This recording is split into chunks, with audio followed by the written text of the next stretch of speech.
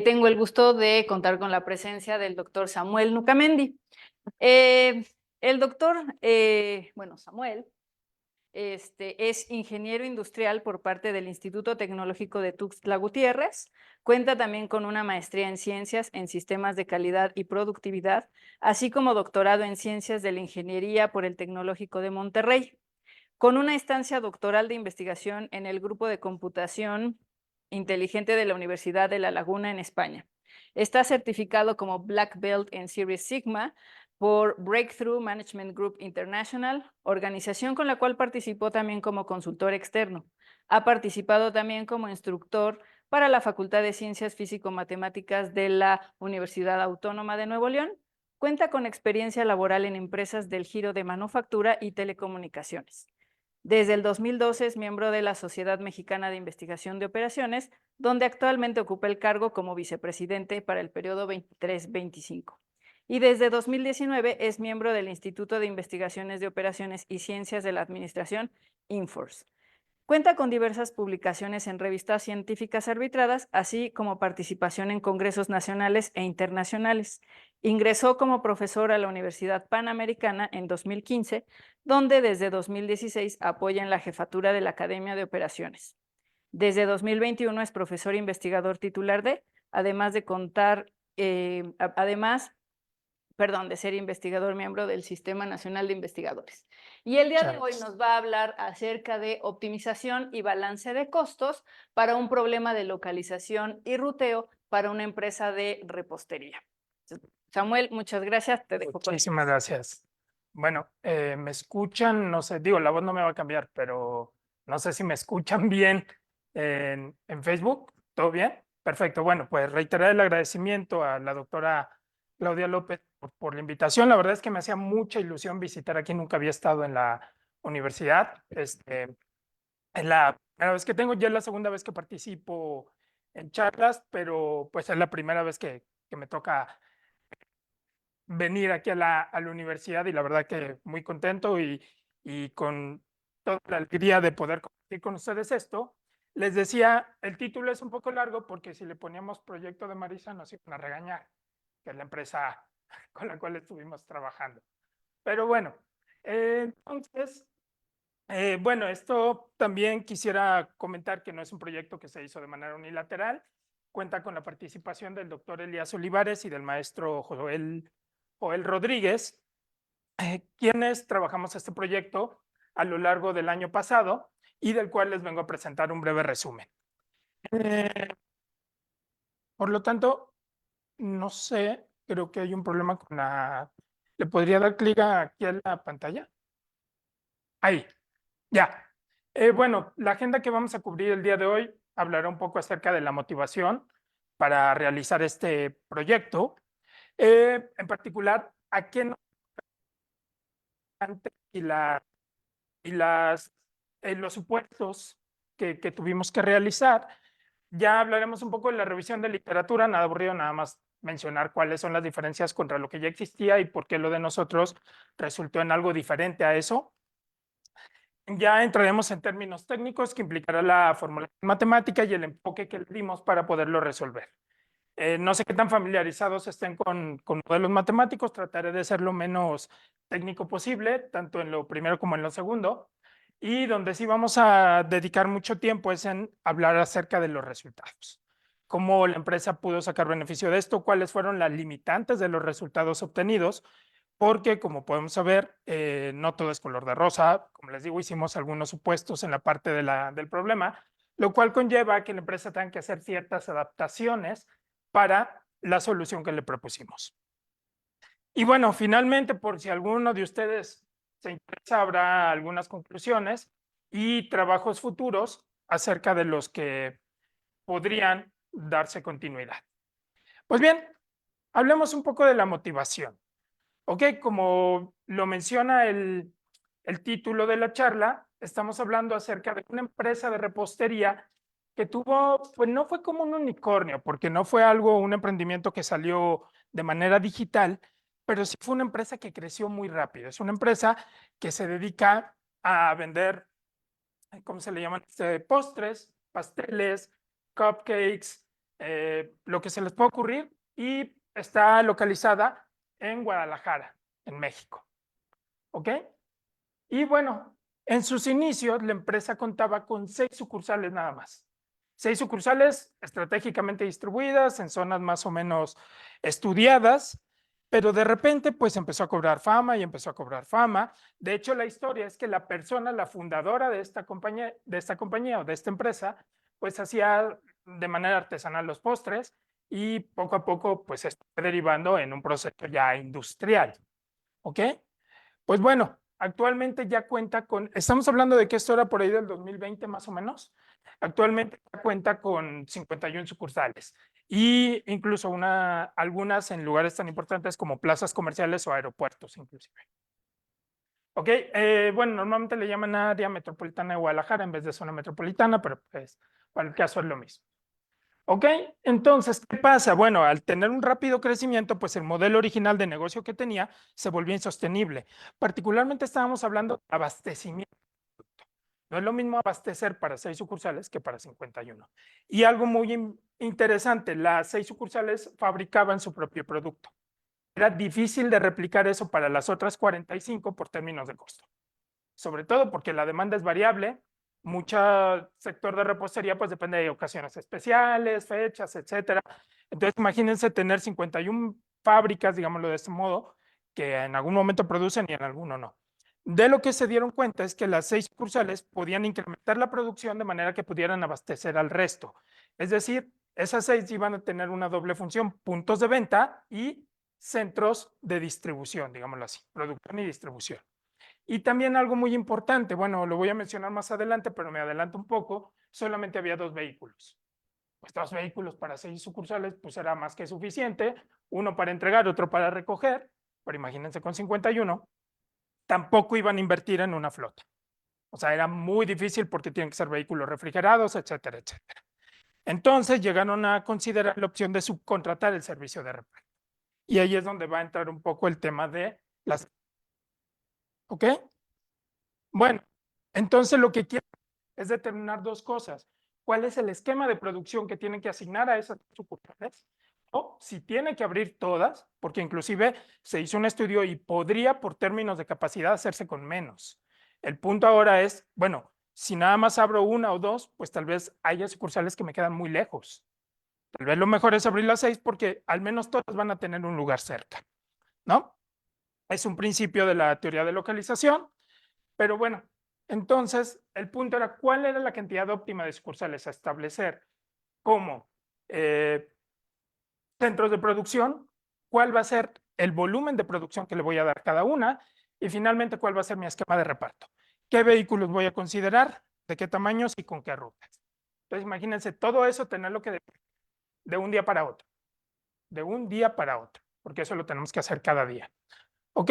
Como les decía, solo se tenían 2 vehículos inicialmente, por lo tanto se desea subcontratar el sistema de reparto. Y dado que los vehículos son subcontratados, pues no es necesario que tengan que regresar al punto de origen. O sea, simplemente los subcontratas, los pides a cierta hora, dice este tiene que estar aquí, aquí, aquí, llevan, entregan el producto o recogen donde según lo que tengan que hacer. Ahorita nos centramos nada más en la parte del reparto, al inicio del día, por así decirlo. Entonces terminan su ruta y ya quedan libres. ¿Ok?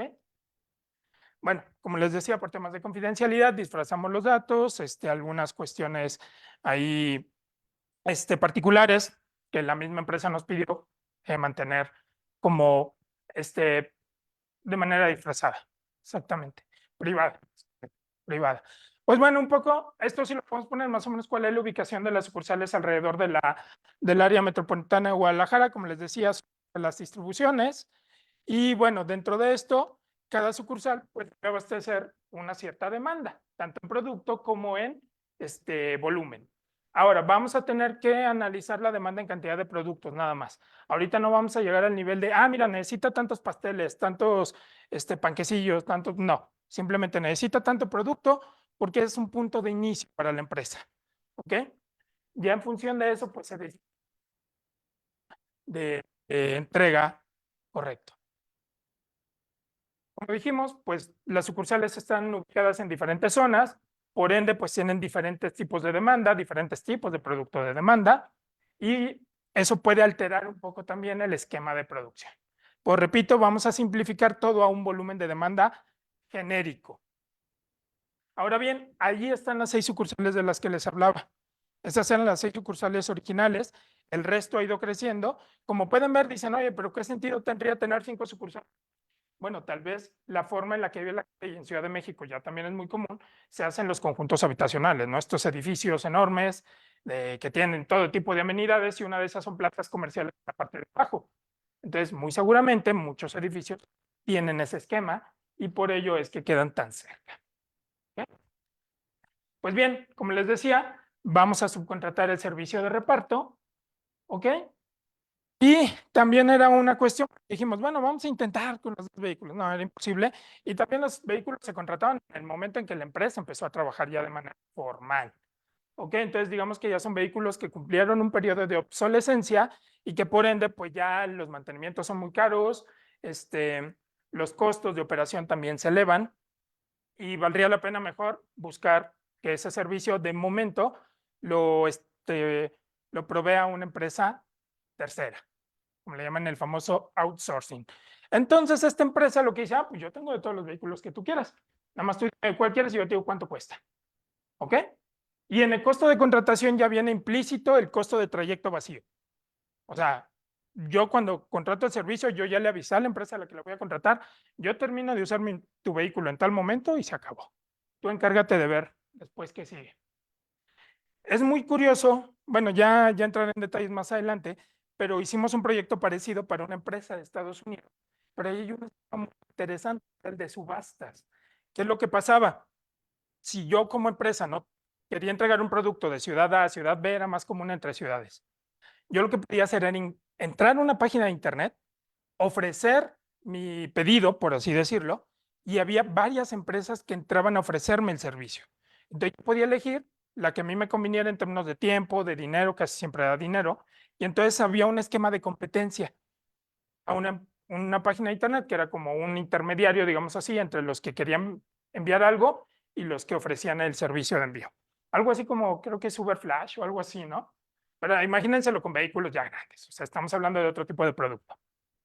Pero bueno, entonces la empresa que te vende el vehículo te dice, ok, bueno, que te lo renta, perdón, te dice, ok, yo te pongo la renta y todo, pero toda la parte operativa de combustible, si hay algún desperfecto y todo, pues tú lo tienes que cubrir durante el tiempo de operación. Entonces, esos costos serán atribuibles a la empresa que contrataba el servicio, no a la que ofrecía. La que ofrecía te dice, yo te pongo el vehículo en óptimas condiciones y yo me encargo de que cuando regrese yo le hago todos mis mantenimientos y todo lo que ocupe. ¿Ok? Y bueno, los vehículos tenían que ser de ciertas características. No vamos a entrar tanto al detalle ahí porque pues obviamente nos podríamos llevar mucho tiempo platicando de eso, lo que me interesa es lo que se hizo. Entonces, bueno, en resumen, ¿qué traíamos? Teníamos un problema involucraba localización y, ojo, autoabastecimiento. ¿Qué es el autoabastecimiento? Que yo así como puedo producir para enviar a otras sucursales, pues produzco y me envío a mí mismo.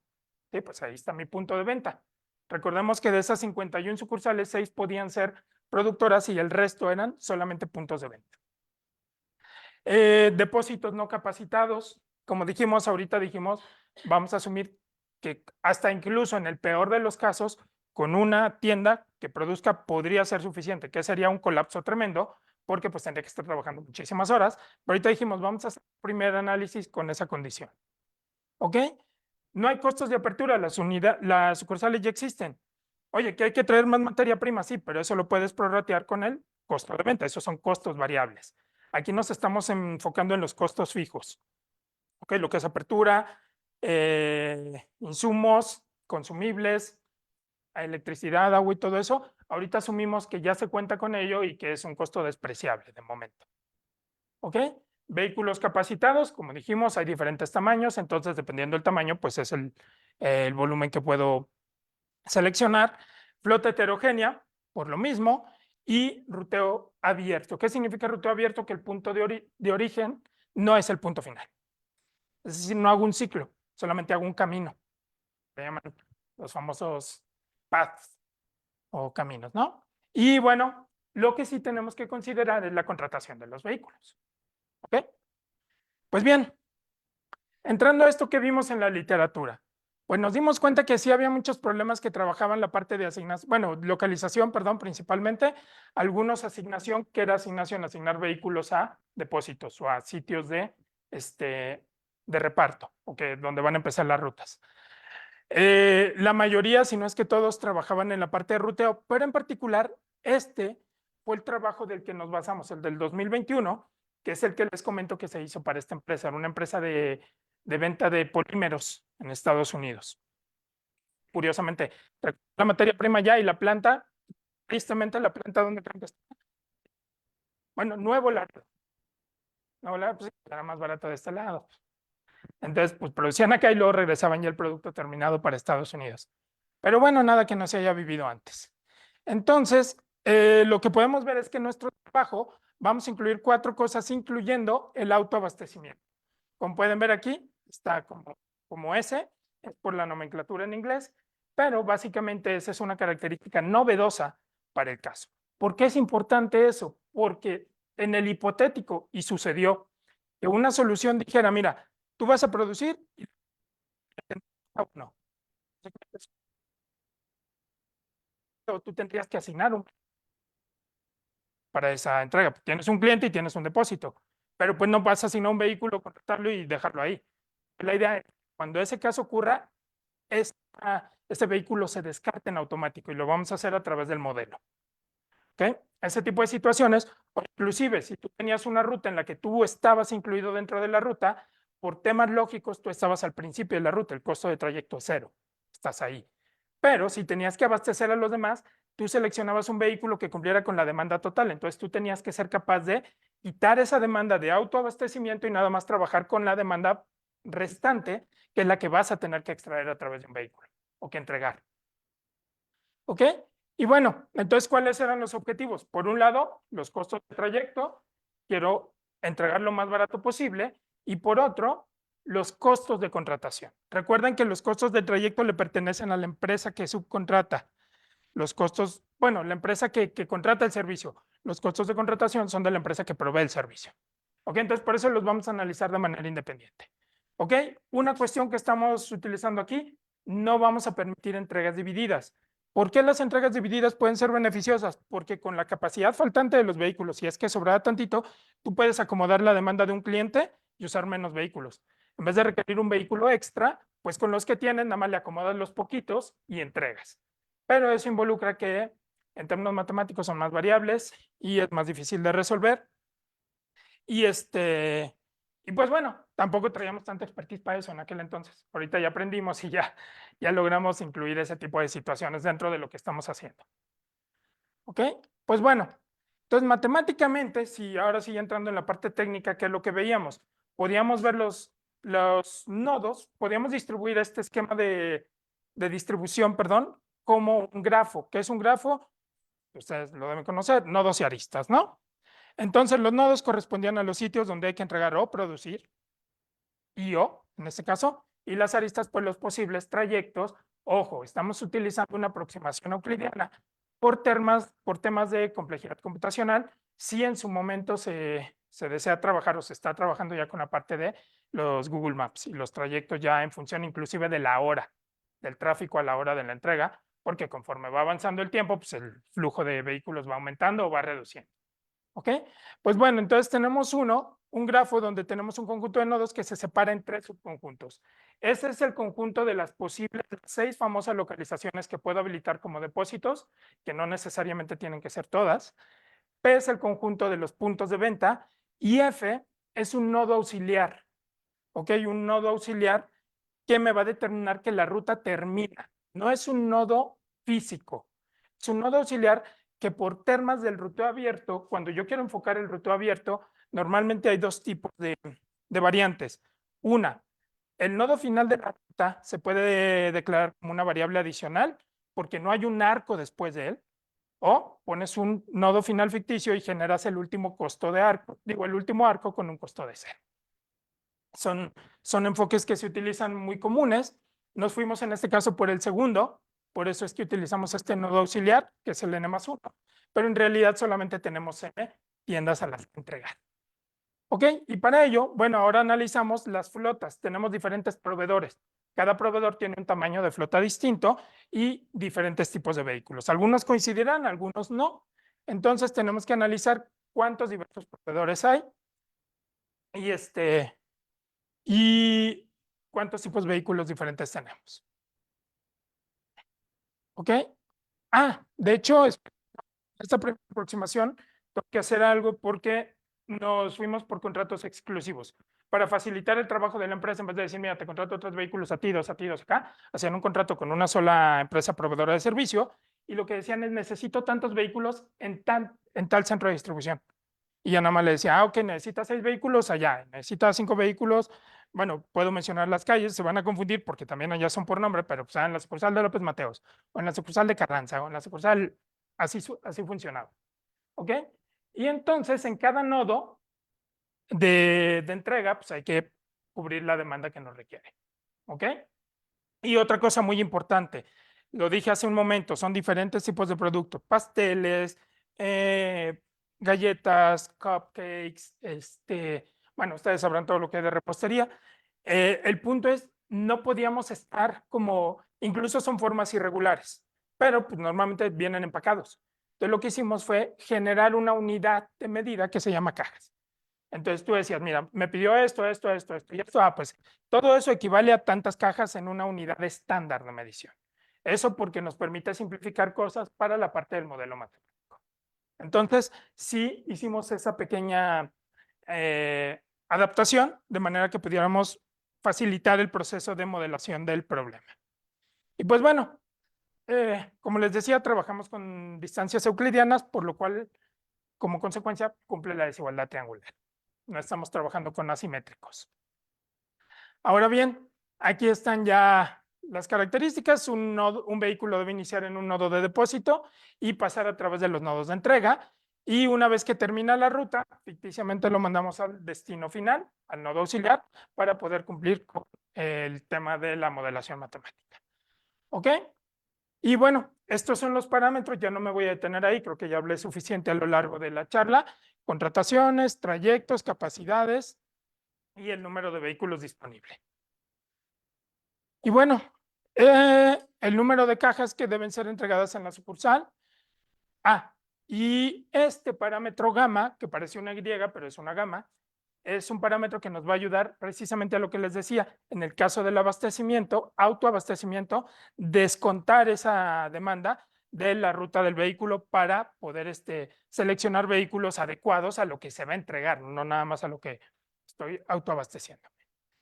Y bueno, finalmente tenemos estas variables de decisión. Las variables de trayecto las tuvimos que separar en dos. ¿Por qué? Porque el XJL solamente me analiza los trayectos entre tiendas. Pero si yo metía la XJL el dominio, lo que iba a pasar es que el depósito podía estar al principio, al final podía ser J o podía ser L. Entonces, para evitar eso, lo que hicimos fue sacar el conjunto de depósitos como un conjunto aparte y decir, bueno, vamos a trabajar IJ. I es el depósito y J son los clientes. De manera que el último arco es un depósito a un cliente y me olvido del depósito pasar para acá. ¿Ok? Entonces hicimos esa separación, aceleramos también porque nos ahorramos variables, al final ya no hay variables de regreso. Y entonces, bueno, ya asociamos vehículos a esas variables, por eso la Z tiene casi siempre el mismo dominio de O, pero O me analiza el arco y Z me analiza el vehículo.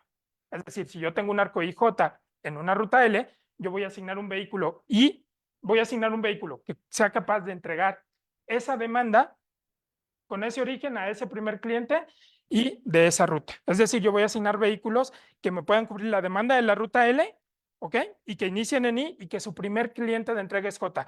Ahora es muy importante porque la L ya no la arrastramos aquí. Con las restricciones de flujo, que es una adaptación de las MTZ, de las Miller-Tucker Assembly, con esa adaptación logramos monitorear la demanda de manera que solamente se acumule y que la necesite llevar el índice del vehículo sea la primera, porque voy a acumular de manera retroactiva, digamos, del nodo final hacia el nodo principio. El nodo principio va a acumular la demanda de toda la ruta. Eso lo vamos a ver en un momento. Y bueno, Lo que pasa es, bueno, ya que tengo el vehículo seleccionado, me aseguro que ese vehículo tenga la capacidad disponible para entregar en esa ruta y R solamente me va a ir cuantificando lo que queda pendiente por entregar. Una vez que pasé a un nodo J, ¿cuál es la capacidad de restante que tengo que entregar a los demás nodos en la ruta? Y pues bueno, aquí está la función objetivo. Aquí minimizo simplemente el costo de salida de los arcos, el costo entre clientes, eso es el trayecto, y la función de abajo es la que minimiza los costos de contratación. Y ustedes podrán decir, bueno, pues lo podemos poner en una sola función que minimice la suma de ambos, pero el impacto no es el mismo. Los costos de contratación pueden estar en miles o en 10 miles, y los costos de trayecto pueden estar en décimas o en decenas, perdón, o en cientos. Entonces el peso es distinto y un objetivo siempre va a jalar al otro. ¿Ok? Por eso es importante hacer la separación y analizar cada quien por separado para ver cuáles son las diferentes configuraciones con los diferentes costos. ¿Ok? Entonces, bueno, aquí podemos ver restricciones de asignación. No me voy a meter en tanto detalle. Mencionar que aquí es donde el descarte del autoabastecimiento. Cuando Y y J vale 1, digo gamma, perdón, gamma y J vale 1, significa que ese depósito corresponde a ese cliente. O sea, acuérdense que los depósitos también son puntos de venta. Entonces, si vale 1 es que ese depósito a la vez es el punto de venta. Y si estoy activando ese depósito, pues lo lógico es que él también se abastezca, porque sería ilógico que produzca para las demás y que luego alguien de afuera me entregue a mí. Por eso lo hicimos. Y finalmente, en la parte ya del control de las capacidades, volvemos a hacer eso aquí y aquí, porque aquí, de hecho, aquí podríamos simplificarlo. No, sí, ya está simplificado, porque era DU menos DU por esto. Lo que hacemos ahí simplemente es descontar esa demanda. Si yo me voy a abastecer a mí mismo, no necesito un vehículo que me abastezca, solamente que abastezca al resto de los nodos de entrega. Y bueno, finalmente, la naturaleza de las variables, como podemos ver, es un problema entero mixto. Tenemos variables binarias y variables negativas. ¿Ok? Y como dijimos, es un problema de dos objetivos, de múltiples objetivos. Entonces, un enfoque de solución es el ya conocido AUMECON, que es el Augmented Epsilon Constraint, en la versión segunda, que resultó ser mejor que la primera, sino que caso tiene, ¿va? Entonces, es un método bastante conocido y bastante utilizado, en el cual un objetivo forma parte de la función que voy a optimizar y los demás entran, si es que tuviéramos dos o más, del segundo en adelante entran como restricciones, y a cada restricción le asignas una holgura y le generas una penalización en orden lexicográfico. ¿Qué quiere decir? Del más importante al menos importante. Entonces, por eso los coeficientes se van haciendo más pequeños cada vez que multiplican para minimizar el impacto. Y pues bueno, no voy a entrar en tanto detalle en la matemática. Aquí lo que hicimos es explicar, no se alcanza a ver este primer cuadrito, pero tiene que ver con la inicialización. Cuando tú inicializas, lo que tienes que hacer primero es analizar cada objetivo por separado, para ver cuál es el mínimo de uno y el mínimo del otro. ¿Por qué es importante eso? Porque cuando construyes la matriz de recompensas o el payoff matrix, que se conoce en inglés, lo que haces es generas esos dos primeros y luego dices, bueno, ¿cuál es el punto, el óptimo del primer objeto al óptimo del segundo? Es decir, yo ya sé cuánto es lo menos que voy a contratar. Con esa contratación mínima, ¿cuál es la mejor ruta o el mejor esquema de ruteo que puedo obtener? Es decir, el mínimo del primero sujeto al mínimo del segundo y viceversa. Ya encontré el de la distribución de rutas óptimas. Sí, bueno, ¿cuál sería el mejor costo de contratación, el más pequeño para cumplir con ese mínimo de ruteo? ¿Ok? ¿Qué es importante eso? Porque con eso puedo conocer lo que se conocen como los puntos extremos y poder crear un esquema que se conoce como la frontera de Pareto. Es decir, yo digo, ok, yo lo puedo determinar de manera arbitraria, ya hay mejoras a este esquema que lo pueden hacer incluso de manera autoaprendida, pero yo decido, quiero 20 soluciones a lo largo de este costo mínimo al mínimo sujeto al mínimo del trayecto. Entonces, tú asignas 20 posibles valores de tus costos mínimos. Vamos a suponer que va de 10 a 110. Entonces, el rango es 100. Entonces, tú dices, quiero 10 soluciones. Bueno, lo que vas a hacer es que pase en la de 10, en la de 20, en la de 30, en la de 40, en la de 50, y vas incrementando de 10 en 10, y para cada incremento tú resuelves el óptimo del objetivo que dejaste arriba. Entonces, eso lo haces de manera iterativa aquí. Una vez que alcanzas ese número máximo de pasos, terminas. Mientras no lo alcances, tienes que estar aumentando hasta el siguiente punto de solución, ventajas del aumento de Epsilon Constraint 2. El anterior me analizaba todos los por un esquema que tiene la variable de holgura, que la trata de maximizar. ¿Cómo la maximizas? Pues tienes un borde, si minimizas el lado izquierdo, pues la diferencia entre el borde y el lado izquierdo se va a hacer más grande. Entre más pequeño sea el lado izquierdo, si el derecho se mantiene fijo, pues esa holgura va a aumentar. Entonces esa es una estrategia que se aprovechó de la Omecon 2 para este problema. Entonces lo que me permite es reducir la cantidad de iteraciones. Porque si esa holgura es tan grande que me puedo brincar, dice la holgura vale 40, pues no tiene caso evaluar 4 pasos, me va a dar la misma solución. Pues me voy directamente al quinto paso y me ahorré 4 iteraciones. Pues bien, como dijimos, esos son los objetivos. Lo que mantuvimos en la parte de arriba fue el trayecto y lo que pusimos en la parte de abajo fue la contratación. ¿Ok? Entonces lo que vamos a ir variando son los diferentes costos de contratación para ver qué esquema de vehículos me daban y el resto de las ecuaciones. Me iba a poner todo, no cabe. Ok, entonces, bueno, ahí están las funciones objetivos, recordando que una era trayecto y otra contratación, y tomando en cuenta esto de las 50 cursales, aquí me voy a evitar algo. Se tuvo que hacer una validación teórica del modelo. No es como que, pues ya está el modelo, vamos a darle estudio. No, teníamos que validar que el modelo fuera funcional en términos de lo que queríamos resolver. Entonces, para ello utilizamos problemas de localización capacitados de la literatura y resolvimos esos problemas con el modelo. ¿Qué pasó? Como en esos problemas los depósitos son independientes de los clientes, pues la gama vale cero para todo. O sea, no hay clientes que sean depósitos a su vez. Por lo tanto, pones la gama como cero, corres eso y corroboras que el modelo de la solución del problema clásico de localización. Entonces, ya que hicimos esa validación, por lo dicen, pues sí, ya se les ocurrió y qué bonito. No. De hecho, de que se nos ocurrió a que el modelo funcionó, porque lo primero es, no sale, se paró, el código no corre. Bueno, 20,000 cosas. Hasta que ya hicimos correr el modelo, ahora es ver que el modelo estaba dando las cosas correctas. Sí pasaron un periodo como de 4 meses y medio, más o menos. No, 24/7, digo, también teníamos vida, ¿no? O sea, ya me aburrí, bueno, vámonos a desestresar un rato y ya regresabas y le seguías. O al día siguiente. Entonces, pero sí hacíamos esa validación teórica porque pues no le vamos a ir a presentar a la empresa algo que no estamos seguros que va a funcionar. Sobre todo porque pues, le estamos vendiendo un producto o un servicio en este caso.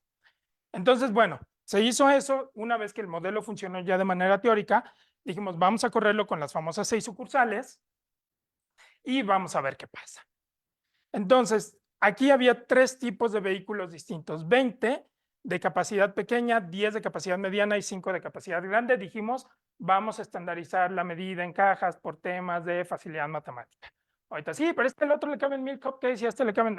Sí, yo sé, pero si no hacíamos ese supuesto de principio, todo lo demás iba a explotar en términos de complejidad matemática. Entonces tuvimos primero que ponerle orden al asunto y a partir de ahí entonces ya poder sacar lo demás. Bueno, en total disponemos de 35 vehículos, que era algo que no mencioné, pero tú no puedes usar más de 35 vehículos en total, es lo que la empresa tiene. Entonces había una restricción adicional por ahí en la parte de asignación, que era, independientemente de cómo los acomodo, lo máximo que puedo usar son 35 vehículos. ¿Ok? Pues bien.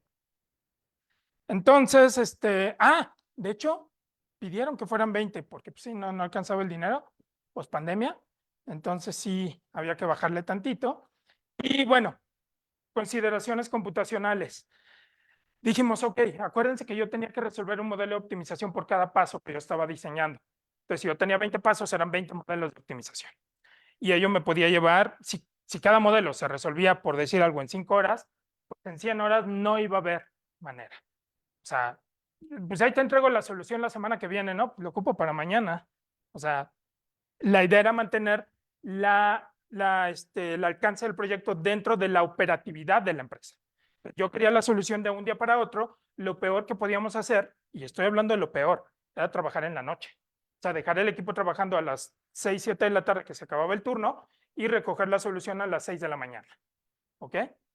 Y en el mejor de los casos, pues que estuviera en menos de 2 horas. O sea, yo llego a las 6 y para las 8 ya te estoy diciendo qué hacer. Pues bien, estas fueron las características del equipo computacional que usamos y aquí están las 11 diferentes soluciones que encontramos. La primera minimiza el costo total de transporte, la segunda minimiza el costo total de contratación. Algo muy interesante, vean qué tanto se incrementa el costo de transporte, casi 1000 unidades. Acuérdense que disfrazamos los datos por temas de confidencialidad. Pero digamos que se incrementaba entre un 50 y 60% del costo mínimo posible. Mientras que la contratación solamente, no, sí aumentaba en 1250, que era bastante impactante también. Entonces, bueno, pues nuestro frente se ve así. Esta es la solución que minimiza el costo de transporte. Están en Facebook la extrema derecha, abajo. Perdón, no, la extrema derecha minimiza la contratación, perdón, y la extrema izquierda minimiza el costo de transporte. Exactamente. Entonces, esos fueron los posibles. Aquí se ve bien bonita la frontera, fue una coincidencia. La verdad es que normalmente no son convexas, siempre andan ahí como, de hecho sí, ahí pegan como brinquitos medio raros, pero sí quedan algunas heces ahí medio raras. Pero bueno, esto fue, ojo, nosotros dimos un tamaño de paso adecuado. Ya hicimos mejoras para incorporar algoritmos heurísticos en la parte del diseño de la frontera y pudimos encontrar fronteras mucho más pobladas, mucho mejores. Pero bueno, es un poco hablar desde lo que ya está hecho, no de lo que estamos haciendo todavía, porque todavía no tenemos algo así tan, tan formal, pero algo fue muy curioso. Toda esta frontera se consiguió en 19 horas. 19 horas. Entonces era como, no, pues mejor dame la demanda de mañana desde hoy a las 6 de la mañana, para entregártela a las 4 de la mañana del día siguiente, aprox. Ok, bueno, 2 de la mañana. Entonces sí la empresa dijo, ay, pues sí está bonito, pero bueno, le dijimos, ok, lo que podemos hacer es, pues dime qué te interesa más, uno u otro, y tratar a partir de ahí de ver cómo analizamos. Pero la empresa dijo, bueno, déjame ver cómo se comportan las soluciones. Por lo tanto, lo que hicimos fue un análisis que involucraba cuántos números totales de vehículo había por cada solución, y vean algo curioso. ¿Cuál dijimos que era la solución que minimizaba los costos de transporte? La de hasta abajo, ¿verdad? Vean cuántos vehículos usa. Para los que están en Facebook, es la última fila de hasta abajo. Tercera columna, contando eso con primero, quinta, perdón, 19 vehículos. Oye, pero estoy minimizando los costos de transporte, sí, porque los 19 vehículos son pequeños. Mientras que la que minimiza el costo de trayecto te utiliza 5 vehículos grandes. Entonces, nos damos cuenta que la cuestión no es tan lógica como la teoría nos indica. Que, pues quiero mínimo transporte, pues contrato menos vehículos grandes, pues ya la hice. No necesariamente. También por la forma de venta de la empresa que daba el servicio. Eso depende mucho también de cómo te ponen los costos. Pero bueno, dijeron, bueno, vamos a analizar 3 soluciones de referencia. Son esas. La que me da el menor costo de transporte, la que me da el menor costo de contratación y una intermedia. Algo muy interesante que se me está olvidando mencionar, además de la configuración de las rutas, es el porcentaje de utilización de los vehículos. El modelo dio muy buen resultado porque el promedio anda arriba del 75-77%. O sea, todos los vehículos van a 3/4 partes de su capacidad, lo cual es bueno porque no desaprovechas espacio. ¿Ok? Incluso en la que minimiza el costo de transporte, aunque son muchos, vean el promedio de capacidad. O sea, desperdicias un 5% por vehículo. Si algún día veo el problema este de cortes de vigas, de minimizar los desperdicios, pues sería algo equivalente, más o menos. Entonces, bueno, ¿cuál fue la configuración de la primera? De la que está hasta acá arriba, fue esta. Menos vehículos, rutas relativamente entre cortas, algunas largas, pero aquí teníamos esto, ¿se dan cuenta? Esta sucursal de aquí hasta abajo en medio, en el diagrama de triángulos, los triángulos, olvidé mencionar eso, los triángulos son las 6 sucursales que se iban a habilitar como depósitos, y el modelo, como les decía, decidió abrir las 6. Y ahora, lo curioso es que para la que está en medio abajo, solamente se asignó producción para sí misma, tal vez por la demanda, porque es una demanda tan grande que dijo, pues mira, ya con que tú te abastezcas y que nadie más te entregue, es más, ¿no? Ahora sí, como cuando me salí de la casa y le dije a mi papá, oye, pues algún día te voy a dar todo lo que me diste, mira, con que no me pidas, o sea, ya, ándale.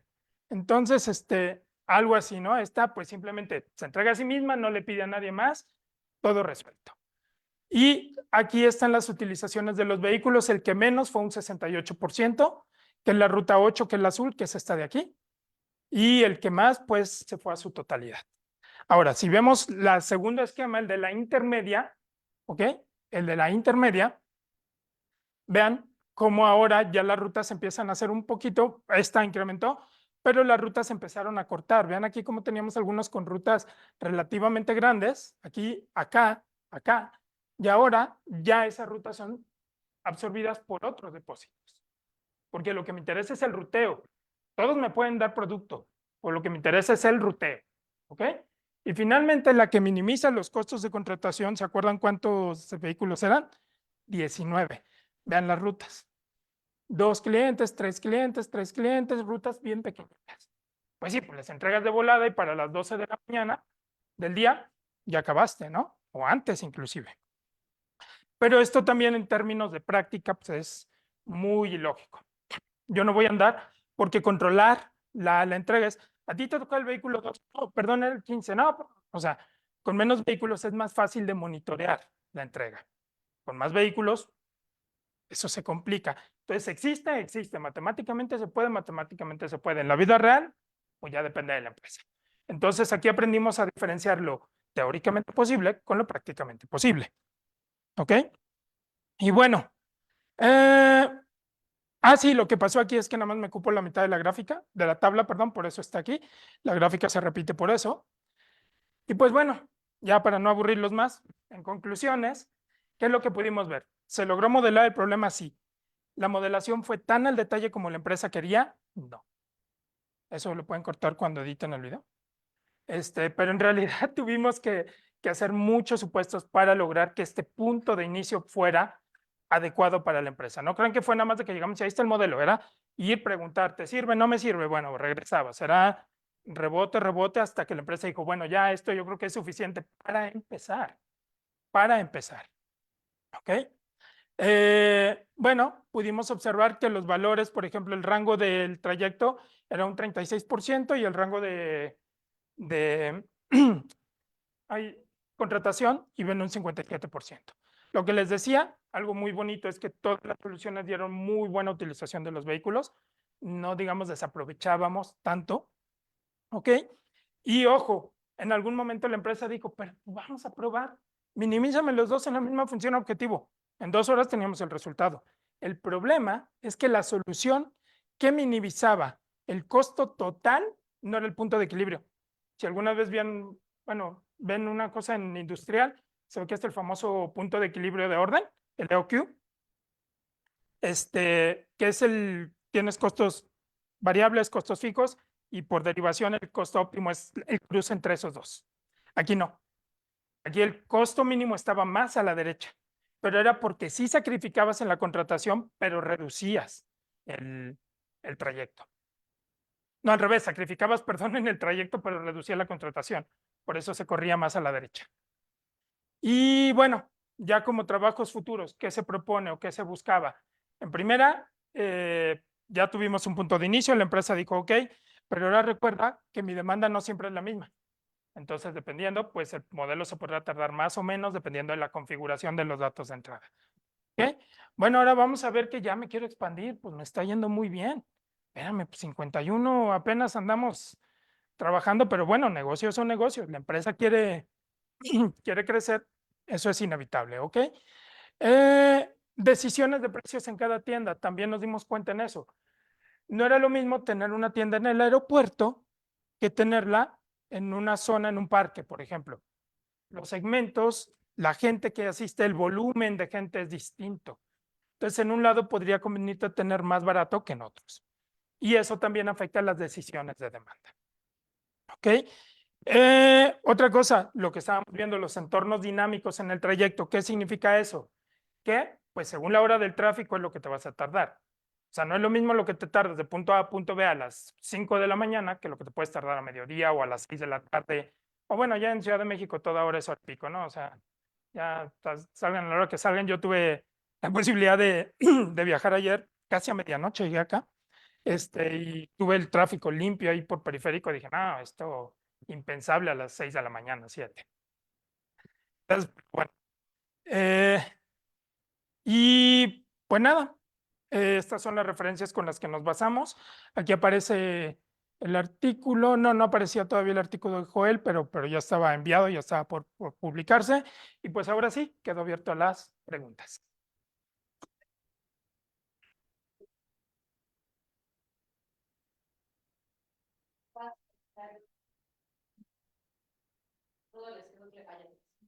Adelante.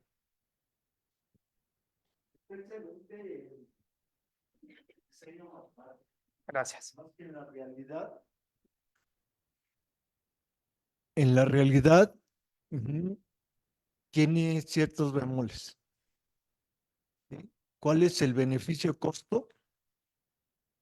¿Cuál es la ruta crítica de las que van a repartir a las otras 5 Ujú. tiendas? ¿Sí?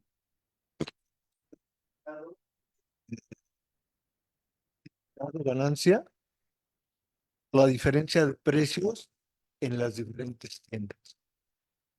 ¿Sí? Entonces, el modelo matemático está bien establecido, nada más que Gracias. ya realidad contable, como que no es muy acorde a los resultados que nos da matemáticamente el proyecto. Correcto. De hecho, agradezco el comentario y olvidé puntualizar una cosa. ¿Cómo nació este proyecto? No se nos acercó la empresa directamente. Todo fue a través de una alumna que estaba trabajando como becaria en esa empresa y que estaba llevando una materia de la especialidad y que dijo, pues yo creo que lo que pasa en mi empresa se puede resolver así. Entonces, digamos que el trabajo tenía una connotación más académica que en la práctica. Cuando a la empresa le dijeron que había gente trabajando en eso, pues luego dijo, pues trabajo gratis, barato y no, pues venga para acá a ver qué información necesitan. Entonces, sí, realmente quien estuvo haciendo mucha parte de esto a nivel operativo fue el alumno. Que olvidé darle crédito a Katia, creo que sí era Katia. Entonces, ese es el asunto. Pero sí, tiene razón. Esto ya en la práctica lo que tuvimos que hacer o lo que estamos haciendo son algoritmos. Algoritmos que fueran mucho más flexibles, que pudieran incorporar más información y que pudieran tomar decisiones de manera más rápida. Pero, correcto. Muchas gracias por la observación. Eh, sí, adelante. Es acá, perdón. Eh, de alguna manera se podría incluir en este algoritmo el mover las sucursales que proveen o que producen, ya que, bueno, había como que sucursales que estaban como un poco más aisladas y no tenían a una productora tan cerca, entonces no sé qué tan viable podría ser mover o cerrar algunas y pasarlas a otro lado de la ciudad. A ver, en la teoría todo es posible. O sea, podríamos hacerlo. En la práctica, como bien nos decía, perdón, profesor, su nombre, el profesor Alberto, tendríamos que ver cuál es el costo-beneficio, porque cerrar una implica, pues, dejar todo eso con poca utilización o sin utilizar y habilitar una nueva implica instalar, porque las otras 45 se abrieron como puntos de venta. Pero, pues, si la empresa dice, oye, ¿sabes qué? Por ubicación estratégica, que no operacional, me conviene abrir esa, se podría. Sí, ya dependería, sería una decisión más de negocio que de matemática, pero se podría. Gracias. ¿Alguna otra pregunta? ¿Mm? Sí. ¿Las adaptaciones que le hizo a los modelos en los que se basa ya cuentan como un modelo independiente o bueno, usted va a hacer un paper sobre eso o ya hizo un paper sobre su modelo o Eh, todo bien? Sí, perdón, termina. Sí, solo eso, sí, ¿ya se considera un modelo independiente o sí, no, Sí, un caso práctico? de hecho lo que estamos haciendo, estamos trabajando ya en un artículo acerca de esto. Fue difícil convencer a los revisores, ya estamos en revisión, porque decían, es que pues es un proyectito, ¿no? O sea, es un caso de estudio. Pues sí, pero en la literatura no había un modelo que como tal trabajara estas características. Decidir primero si abro o no la sucursal y luego si la que abro es además abastece, no lleves un vehículo como nos pasó. Por eso hicimos también el análisis de las 3 decisiones, porque le mostramos a uno de los revisores, a ver, es que esto puede ocurrir. Y si esto ocurre, el vehículo no tiene que salir. Simplemente la empresa o la sucursal produce, se entrega a sí misma y se acabó. Entonces, sí está en ese proceso, estamos en revisión con un artículo de esto. A nivel teórico, puede ser, sí. A nivel práctico, ¿qué es lo importante? Pues que lo que más nos da gusto es que hay empresas que están confiando en esto, que ya este tema de optimización, de inteligencia artificial, de ciencia de datos, ya se está atrayendo. Ya eso de yo creo, yo pienso, a mí la experiencia me dice, sí, es padre, pero cada vez estamos viendo más que cuando tomas datos de manera, decisiones basadas en datos de manera objetiva, pues los resultados son mucho mejores que con la simple experiencia. De acuerdo, gracias. No, al contrario. ¿Alguien más? Acá adelante. Ah, de hecho son dos. Adelante. ¿Le ofreciste a la empresa como un algoritmo sustituto o cuánto tiempo te tomó llevar a cabo todo el proyecto?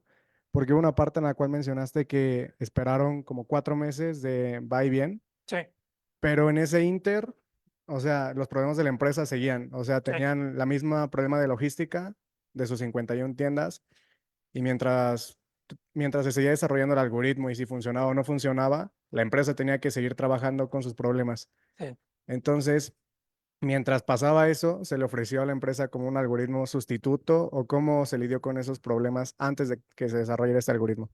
Sí, se va a abrir la caja de Pandora tantito. Pero a ver, sí se le ofrecieron, pero eran más reglas heurísticas. Era, queremos un modelo de optimización, pero por lo pronto la experiencia, ahora dije que no se haga eso, pero bueno, ¿qué pasaba en la experiencia cuando trabajas con estos problemas? A veces tomar ciertas reglas de decisión en secuencia, por ejemplo, al que le tienes que entregar primero o el producto que se te puede echar a perder primero, ese tipo de cosas, tú generas, ¿cómo se le llama? Hay reglas de prioridad, tiene un nombre, pero ahorita no lo recuerdo. Pero entonces generamos soluciones heurísticas o un algoritmo sencillito que simplemente dijera, este va después de este y este y este.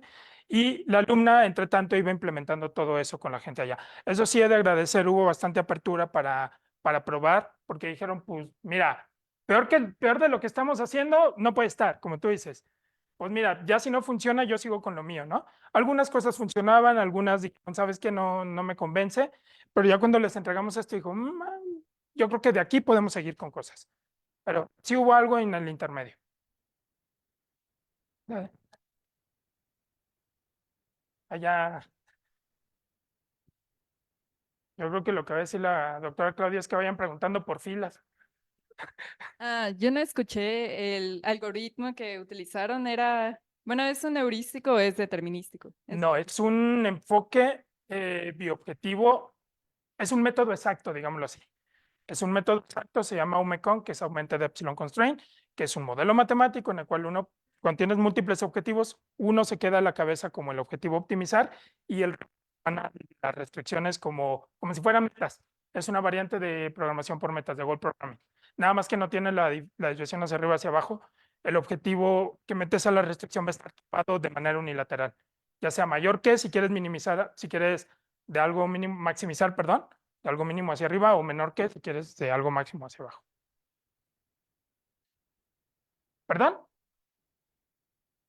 No tanto programación dinámica porque no tomamos decisiones por niveles, pero sí en un punto donde, a ver, tu solución no debe pasar este límite de este otro objetivo. O sea, tú encuentras una solución factible que optimice el objetivo de arriba, respetando los demás objetivos de manera interna. Pero, pues sí tendría algunos principios. De hecho, sí, digo, ya no me quiero meter en la pero las restricciones que adaptamos de Miller, Tucker y Samlin trabajan de manera recursiva. Entonces, sí, la acumulación de la demanda sigue ese principio de programación dinámica. Cuando diseñas la ruta, partes del último cliente y conforme vas acumulando demanda, pues vas viendo cuál es la mejor localización de los clientes que van a seguir hacia atrás en la ruta. Contrario.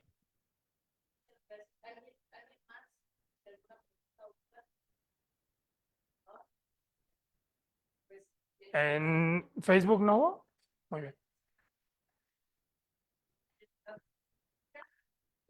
Como les mencioné, la última para este seminario de operaciones, los espero el próximo semestre.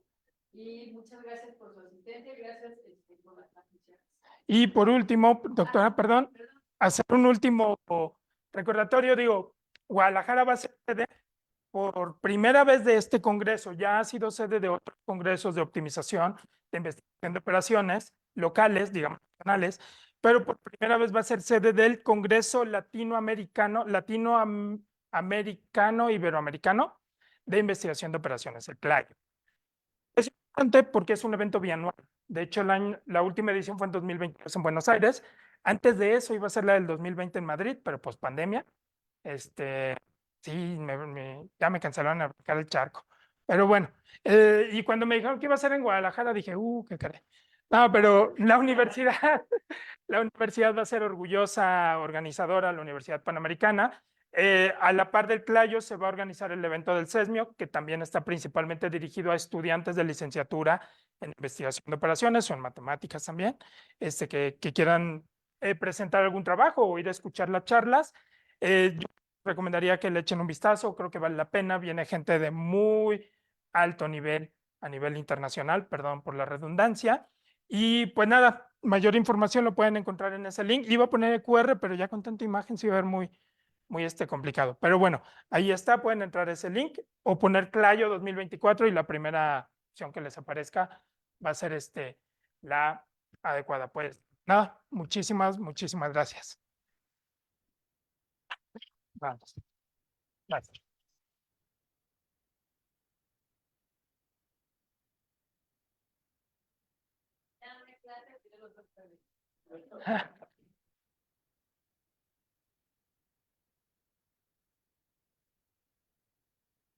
Ay, mire, ya no sé láser, perdón.